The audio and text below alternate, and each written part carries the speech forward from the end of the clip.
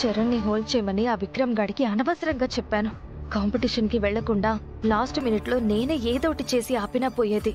పాపం చరణ్ ఇలాంటి పరిస్థితుల్లో తన్నెప్పుడు చూడలేదు.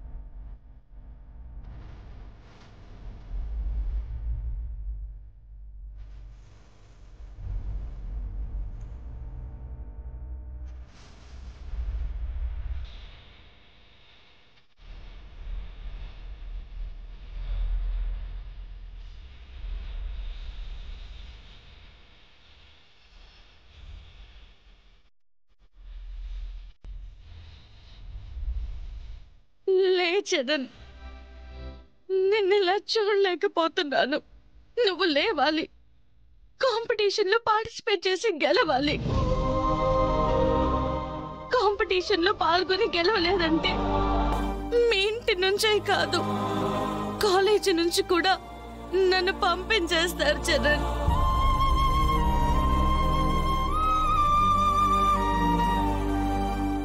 నిన్ను చూడకుండా, నీతో మాట్లాడకుండా నేనుండలేను.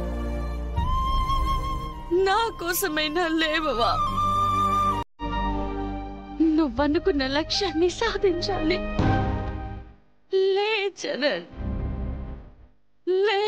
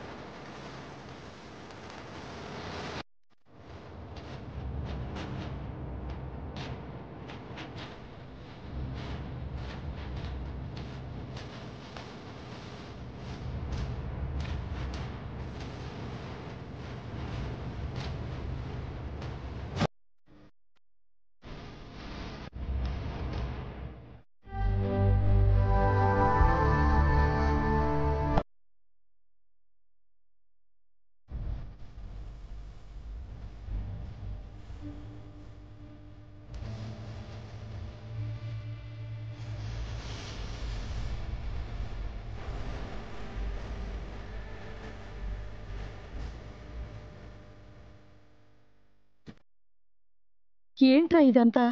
నానమ్మా, ఏమైంది? ఎందుకు ఏడుస్తున్నావు?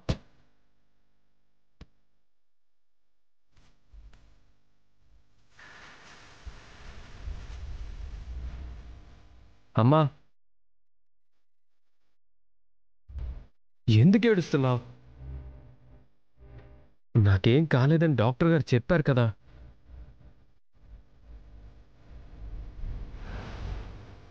డాక్టర్, నాకు మ్యూజిక్ కాంపిటీషన్ ఉంది, ప్రిపేర్ అవ్వాలి.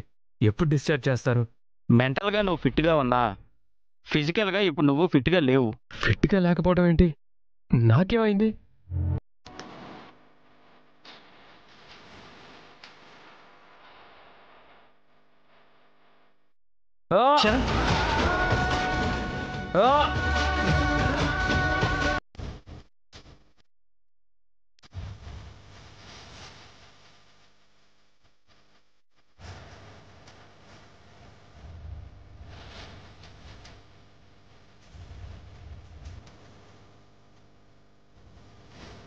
నీ కాలికి బలమైన గాయం తగిలిందంటానయ్యా.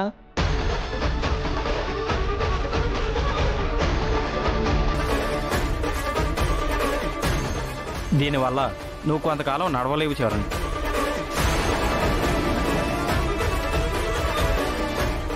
పల్లవి, ఏంటిది? నిజంగా నా కాలికి అంత పెద్ద గాయమైందా? నేను నడవలేనా?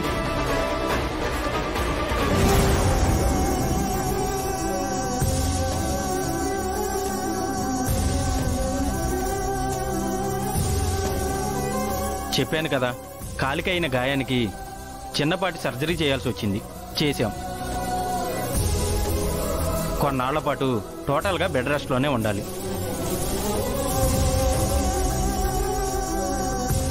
నడిచే ప్రయత్నం చేయకూడదు. పొరపాటున నడవడానికి ట్రై చేసావంటే సర్జరీ ఫెయిల్ అయ్యి కాలు శాశ్వతంగా నీ స్వాధీనంలో లేకుండా పోయే ప్రమాదం ఉంది.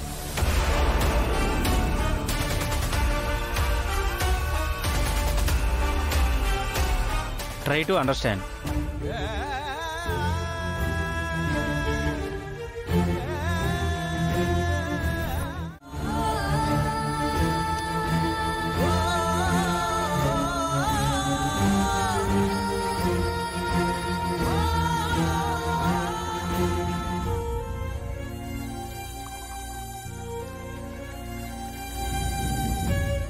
డాక్టర్, మా వాడిని తనకి పూర్తిగా బెడ్ రెస్ట్ కావాలి.